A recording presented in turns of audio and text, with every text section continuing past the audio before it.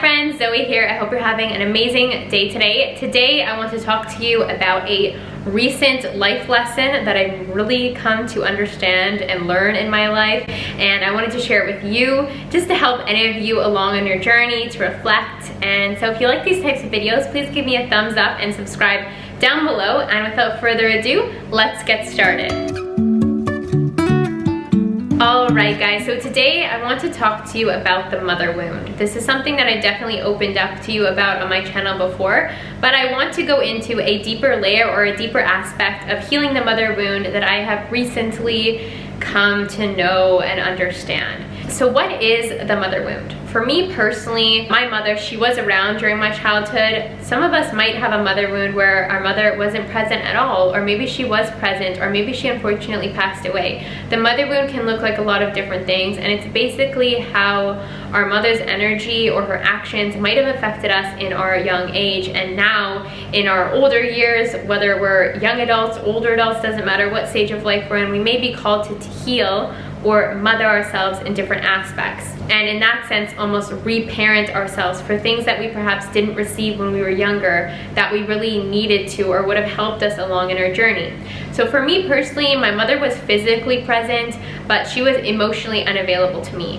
And she was emotionally unavailable because she had her own personal struggles around depression or postpartum depression.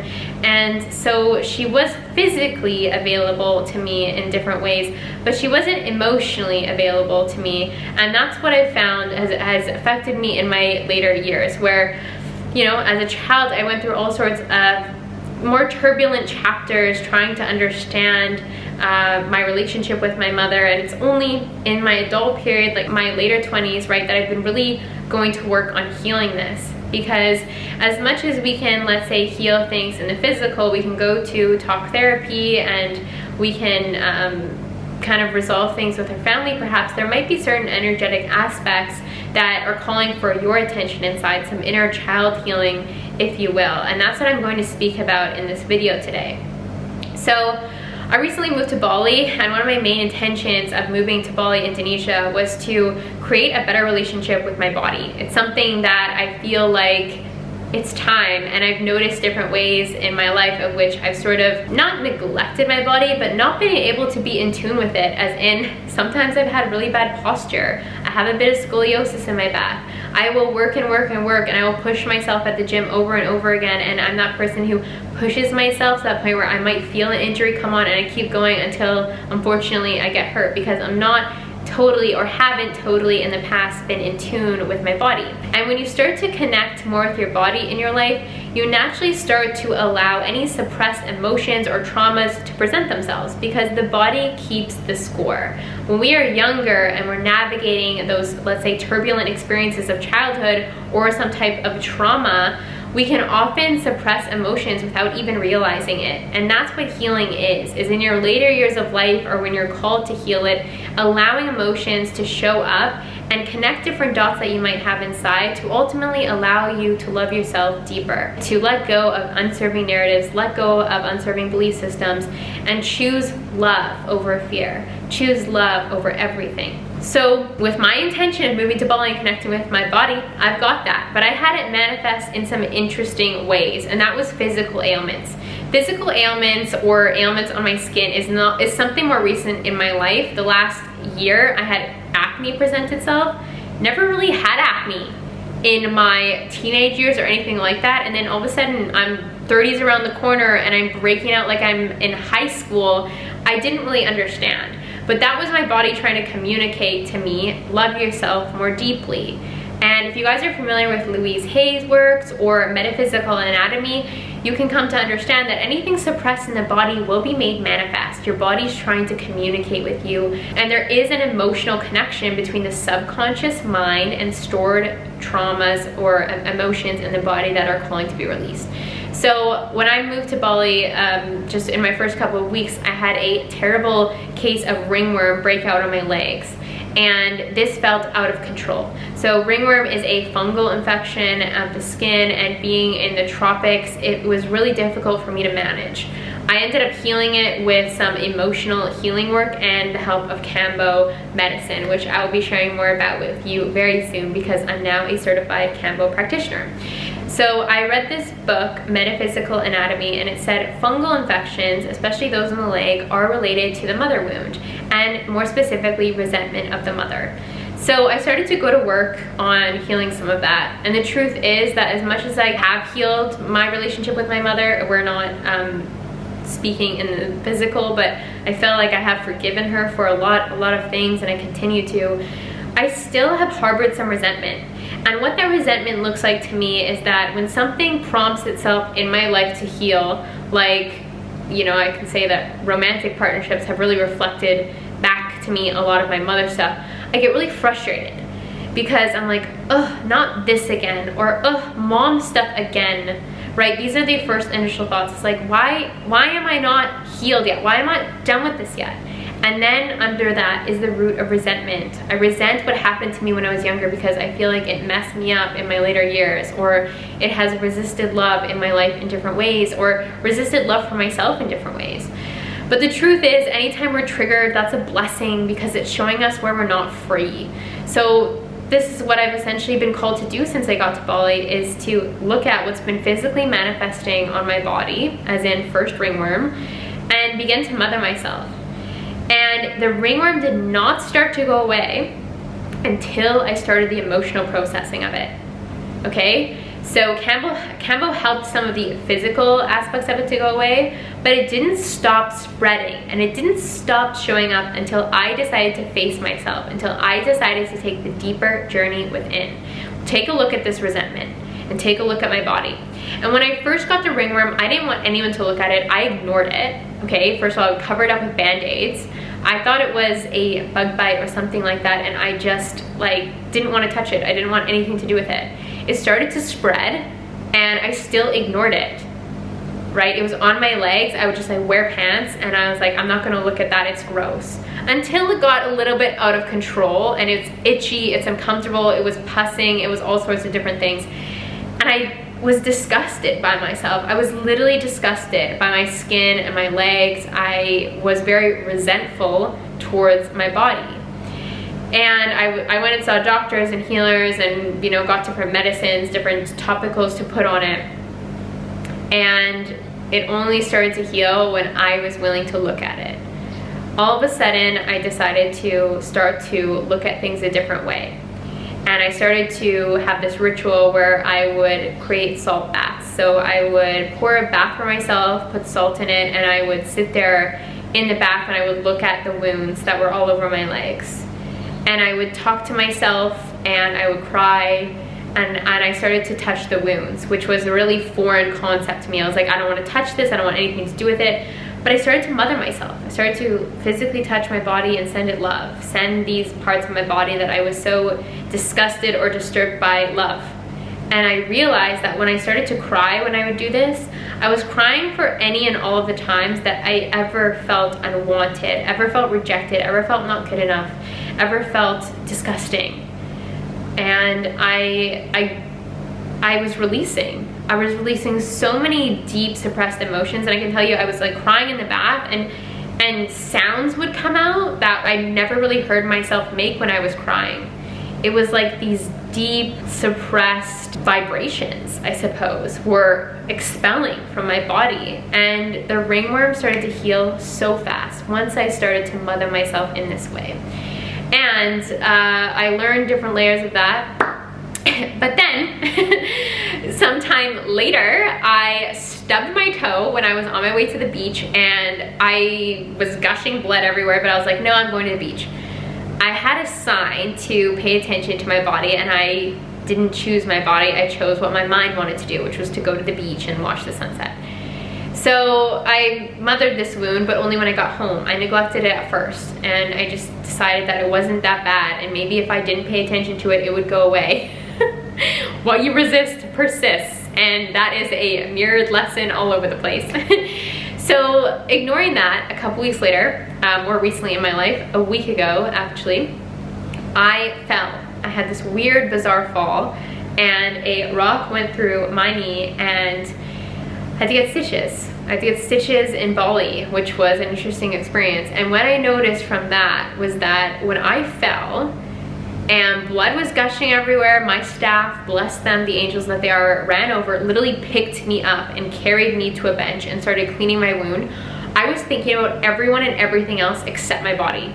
I was thinking about how embarrassing this was. I felt so bad for my staff that they had to deal with me. I felt bad for my friend who I told I would be right back, and she would obviously have no idea what would happen to me. And I just felt bad that I was spilling blood everywhere. And the staff took me to medical, and it wasn't until the doctor asked me if I had a tetanus shot, because he said this was at serious risk for an infection because of how deep it was, that I actually was like, wow, okay, I should pay attention to my body. Of course, then I started to cry because I realized I was in another lesson. I was consistently thinking in that doctor's office, how could I have prevented this? I did something wrong. I did something wrong. This is my fault, my fault, my fault. And then all of a sudden it switched to, there's nothing wrong with me. And I'm being called to look at something a little bit more deeper. And I think it's the mother wound again. So I got home that night, I cried a lot. I ordered some food because I didn't want to cook for myself. I was just like, okay, I'm feeling really bad for me right now, and that's okay. And what I felt, the narrative that just really wanted to come through was just, there's nothing wrong with me. And I think with the mother wound, this has been my experience anyways, is it's sort of been this question my entire life of what's wrong with me? Why didn't I get that mother-daughter relationship that you see on TV? Or why didn't I get my mother's love? Or why didn't she like me? Like, what was wrong with me? What is wrong with me? This question has plagued me my entire life, and it's been a big part of my healing journey through ayahuasca. And in my last ceremony, which I shared with you guys, I really just came to this realization that nothing's wrong with me. But again, this wound presented itself when this happened to me, and I was called to just express to the universe again, there's nothing wrong with me. I am a perfect, unique expression of love in this world. And so the last week I've been really mothering myself, and mothering is a lot different than taking care of yourself, because I feel like my mother wound and everything that happened in my childhood really taught me to be independent, taught me to cook for myself at a young age, taught me to take care of myself at a young age, taught me to clean myself at a young age. Like, just, I had to grow up very fast. But in growing up very fast, yes, I developed all of these skills that would help me move through life better on a physical, let's say, aspect of doing things.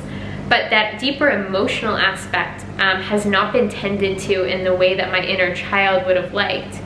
So mothering myself through this fall, right, because I didn't fully come to understand it or didn't fully heal everything that I was called to heal with the ringworm situation, I'm doing that now. And what does that look like? Okay, so it looks like also, again, touching the wound, right? Things that I might be disturbed by or disgusted by at first, I have found love for. And I can tell you again, when the doctor put the stitches on and like fixed my leg, bandage it up, I couldn't look at my leg. For the first couple days, I was just like, how come I did this? Like, again, I would go back and forth, this ping pong game in my mind of how could I have prevented this versus how do I just choose love and love myself? And so mothering myself has looked like believing in myself, right? Giving myself that emotional love and support. It's looked like touching the wounds and sending them love, not neglecting it. It's looked like, do I feel like cooking dinner tonight? Can I stand on my leg, or should I order something? Would that help me, right? It's asking myself these deeper questions of how can I comfort myself? How can I give myself nurturing energy or just emotional support? No forcing me to do anything, because the mind could be like, you know what? We have groceries in the fridge. We're gonna cook for ourselves. We're gonna do this. We're gonna do that. And unless it's coming from a place of love, it's forcing it. It's more of that masculine energy of perseverance, of independence, of I'm gonna do this, versus me nurturing myself and saying, you know what, I am sore tonight, I am going to lie down and I'm gonna order something, and it's okay if I wanna eat my dinner in my bed. That's okay, because I'm taking care of me. And that's what's best for me right now. So yeah, it's really taught me to mother myself more deeply. And I wanna reflect back to you guys that until the lesson is learned, history will repeat itself. So history has repeated itself, me being in Bali with this intention to connecting with my body, right? Healing deeper aspects of my mother wound. This is manifested, like I said, like 3 times now, right? The ringworm, stubbing my toe, falling and getting stitches. And so I'm being called to do the same thing again more deeply. So I just want to let you guys know out there, I want to flip back to you. If there's something in your life that you feel like is repeating itself, it might have nothing to do with the mother wound, it might be something totally different. Just pay attention and ask yourself, is there a way that I can look at this more differently? Is there a way that I can come from more love instead of coming from control and fear? When we come from love, that is when we heal, and that is when we heal rapidly. It's when I've made this decision to come from love that I automatically feel better.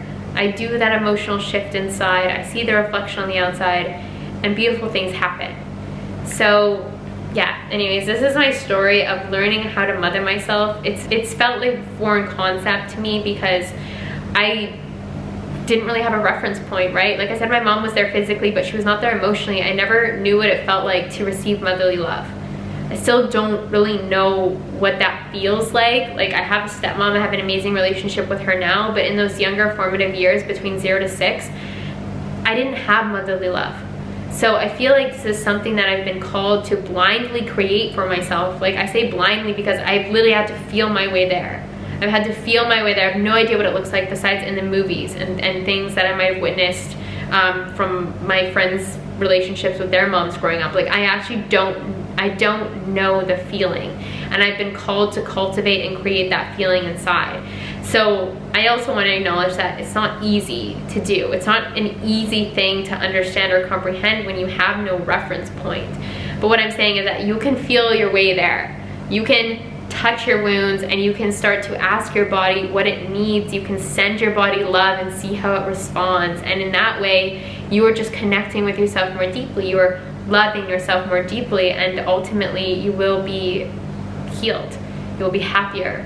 You will be more fulfilled. Again, bless the triggers or bless the happenings that happen in our life, these physical manifestations on the body, if you will, because they're just calling us to love ourselves more deeply, to show us where we're not free, and to show us how we can liberate ourselves to the next level.